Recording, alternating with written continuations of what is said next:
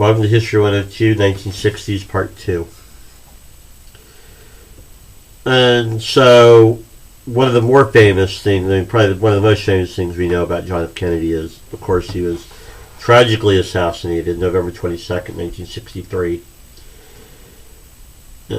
Kennedy being the youngest American president elected up to that time, the charisma, the leadership, Cuban Missile Crisis, really create this image for John F. Kennedy as the myth of Camelot.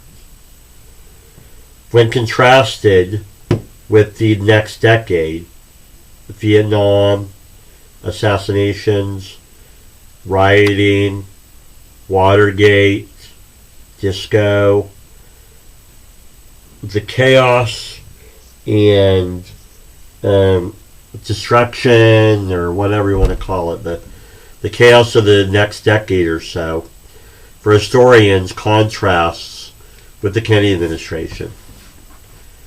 The Kennedy administration, kind of for a lot of historians, and people who lived at the time, the nostalgia of the time period, this myth of Camelot, when America was okay, when, there wasn't rioting, there wasn't race issues, there wasn't,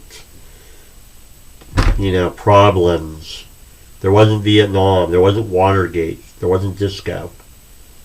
Okay. For historians and people who lived at the time, remember the Kennedy administration. The myth of Camelot is this nostalgic look of the Kennedy administration. The last, kind of the last hurrah of a 1950s America. That nostalgic look. When Kennedy was assassinated on November 22nd, 1963, it kind of, for historians and people at the time, kind of the harbinger of things to come. It was all downhill from there, right? When you study the rest of the 60s, what are the popular topics? Vietnam, protests, rioting, racial issues, Watergate, disco, all these bad things happening after. Okay. And so it's important. It's still important today. Like you're supposed to. We talked about this with FDR, right? With FDR, you're supposed to, when you come out of your education, generally, you're supposed to come out liking FDR. It's the same way with Kennedy. We were talking about this before. Most of your educators from kindergarten to college are politically progressive, Democrats by party, and so they want you to like their residents. And so Kennedy is kind of that same issue where a lot of historians, American historians, academic historians, are politically left, politically progressive, left on the political spectrum. And so Kennedy represents this. He's a great president. He's wonderful. And when you contrast it with Lyndon Johnson, even though Lyndon Johnson was a Democrat, Lyndon Johnson got us into Vietnam, right? And so the Kennedy administration kind of is this nostalgic president, just like FDR is. For people that remember the FDR era, he's the savior, the president, right? And Kennedy kind of, for younger people that remember the Kennedy years, it's kind of the same thing. You remember that era. Okay. And so that's the myth of Camelot. So Lyndon Johnson's your next president. Vice president under Kennedy. Lyndon Johnson's a senator from Texas. Before he was vice president, he was a senator from Texas. Okay. Lyndon Johnson's policies are known as the Great Society. This is what Kennedy wants you to remember. Kennedy wants you to remember this. He doesn't want you to remember Vietnam. He wants you to remember the Great Society, a war on poverty. Another way to look at it is it's the development of an administrative welfare state.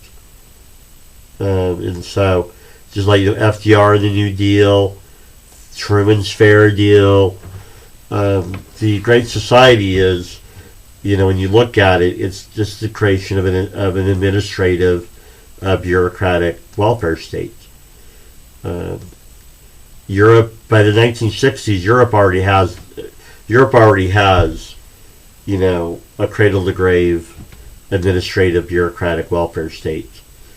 And so the Great Society are in this war on poverty. Okay. You have Lyndon Johnson pushing these, from a progressive point of view, progressive legislation. Remember we talked about the progressive era. You believe in using the power of government to reform society. And so the progressive era, right, reforming society. And so when you look at these different aspects of the Great Society programs, that's kind of the goal, reforming society. You have the Civil Rights Act of 1964, meant to make it illegal for discrimination based on race. They're trying to get rid of segregation. The Voting Rights Act of 1965, trying to ensure African Americans can vote. You have the Clean Water and Air Act, fighting pollution. When does the federal government get involved in education? Right now, the Secondary and Higher Education Act, billions of dollars to school districts to improve.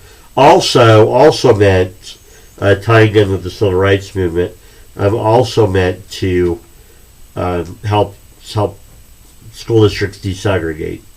And so, Medicare, Medicaid gets started during this era. Affirmative action develops.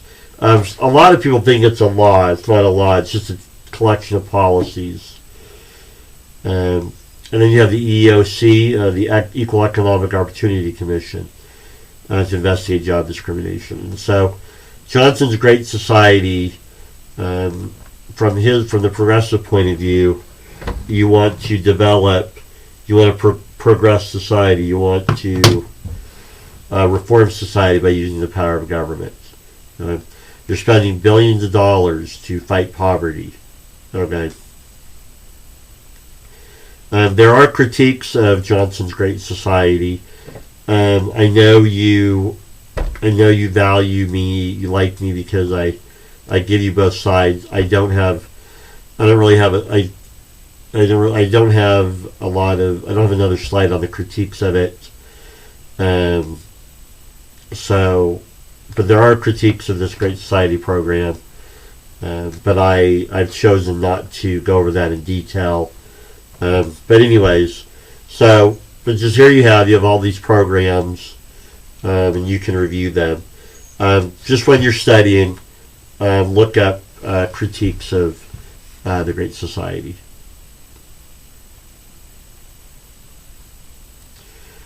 Problems during the Johnson administration, again, like I said, the mythic Camelot. Nothing was bad during the Kennedy administration. Nothing was going wrong. And then all of a sudden, you have the civil rights movement, including race rioting. Every summer between 1965 and 1969, you had race rioting in mostly northern cities. Some southern, but interestingly enough, most northern cities. You had assassinations, right? You have assassinations, right? John F. Kennedy in 1963. You have Martin Luther King in 1968, April of 1968, and then you have Malcolm X. Then you have Robert Kennedy getting assassinated, right? So it appears that for people who lived through this era, this mid to late 60s, it looks like America's coming apart. Looks like America's unraveling, right? America's going to devolve into civil war and chaos and craziness, with culminating in 1968. And so you have this late 60s. That's why it contrasts with the Kennedy administration, right? It's just so volatile. You have Vietnam and the counterculture, which is in the Vietnam War lecture. And then you have the rise of the New Left, which I'll be going over in my handout here in a minute. The New Left is a critique of the American liberal democracy, American progressivism of the era. It's much more militant. It's much more. It wants to deconstruct is the famous word. It's much more Marxist. It's much more statist. It's much more authoritarian. It wants to destroy American society and reform it. It wants to deconstruct. That's a Marxist term. It wants to deconstruct American society and Western civilization. So you have the rise of the New Left. Okay. We'll end this part on the Civil Rights Movement. And so the Civil Rights Movement, the most famous part is the 1960s, right? The 1940s and 50s saw the kind of the birth of the Civil Rights Movement, right? After World War II, the Truman administration starts integrating the military. You had Jackie Robinson in baseball, desegregating baseball. You had the Little Rock Central High, where the military goes in to enforce desegregation. You have Brown versus Board of Education. Okay. The two big people of the 1960s are obviously Martin Luther King and Malcolm X. You're watching your second writing assignment. You're watching videos about Martin Luther King and Malcolm X. Martin Luther King and Malcolm X had different visions of how to accomplish equality in American life. Martin Luther King's the more popularly known, and so that's why I don't dive into him like in massive detail, because we've kind of gotten him our whole life. He's the popular figure. Martin Luther King obviously viewed peaceful demonstration, fight for equality through boycotts, peaceful protests, speeches, encouraging legislation. From one point of view, the safe, non-threatening view, kind of a thing. When you look at it, how do you get white America to come on board with your ideas? And so, from one point of view, like being safe, being non-threatening, saying, listen, you're appealing to what? To the people's, positive human nature. Is it really right to treat people this way, just because of their skin color? Is it really right to do these things? Just, and so Martin Luther King, for a lot of Americans at the time, and kind of represents that. That kind of the ecumenical civil rights movement. Martin Luther King wanted everyone, in the movement. Okay. An interesting thing about about Martin Luther King, sorry. An interesting thing about Martin Luther King that your popular history doesn't really talk about is, when you watch when you see your documentaries about King,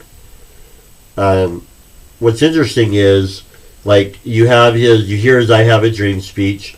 That's like the high point of every documentary, his famous I Have a Dream speech. And then what's interesting is the next few years kind of get skirted over a little bit, kind of quickly. And then the next speech you're usually talked to about is I've been to the mountaintop speech, which was right before he was assassinated. And so it kind of gives you an idea. You make those that they were like close together. Those speeches were several years apart. Okay.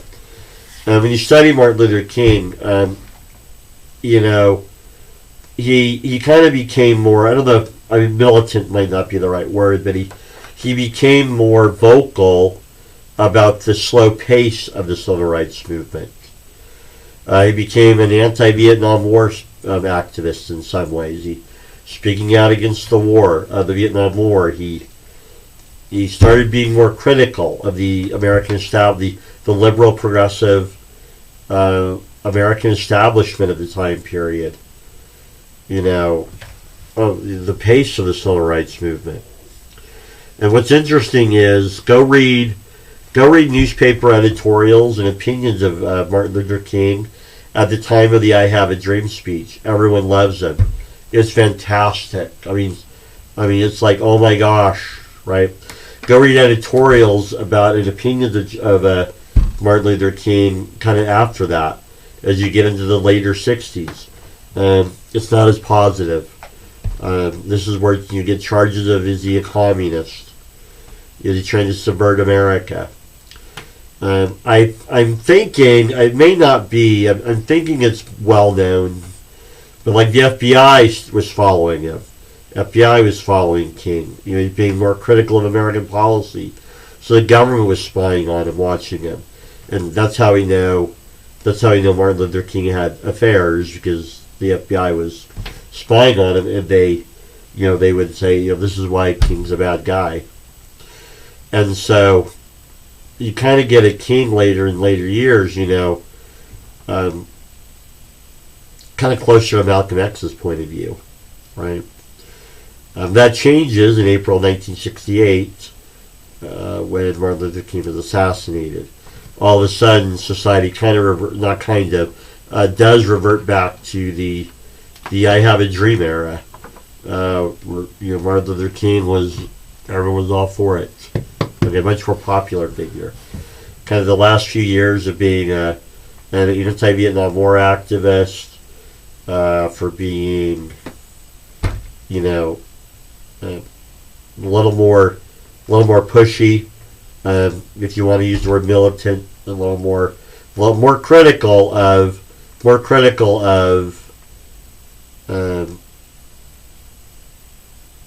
the pace of the civil rights movement.